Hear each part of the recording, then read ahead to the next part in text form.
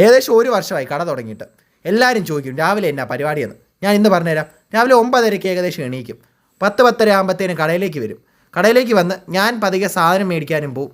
Central വെജിറ്റബിൾസിലാണ് പോകുന്നത്. അവിടെ നിന്ന് ആ പച്ചക്കറിയൊക്കെ മേടിക്കുന്നത്. സാധനം വെച്ച് തിരിച്ച് വരുമ്പോഴത്തേന് അച്ഛനും അമ്മയും പരിപാടി തുടങ്ങിയേക്കും.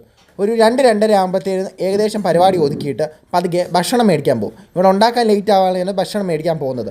അവിടുന്ന് പോയിട്ട് തിരിച്ച് വന്ന് ഭക്ഷണം കഴിച്ച് ഒരു 3-3:30 ആകുമ്പോഴത്തേന് നമ്മളെല്ലാം സെറ്റ് ചെയ്ത് മുന്നിൽ വെക്കും. പതുക്കെ കസ്റ്റമേഴ്സ് വന്നു തുടങ്ങും. പിന്നെ അവരെ സെർവ് ചെയ്യുക, അങ്ങനത്തെ കുറച്ച് പരിപാടിയിലൊക്കെ ആയിരിക്കും.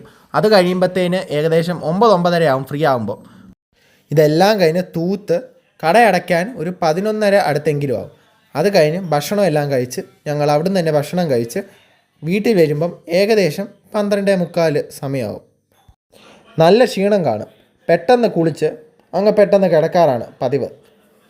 അപ്പോൾ ഇത്രയേ ഉള്ളൂ എൻ്റെ ഡേ ഇൻ മൈ ലൈഫ്. കണ്ട എല്ലാവർക്കും നന്ദിയുണ്ട്. Okay, by.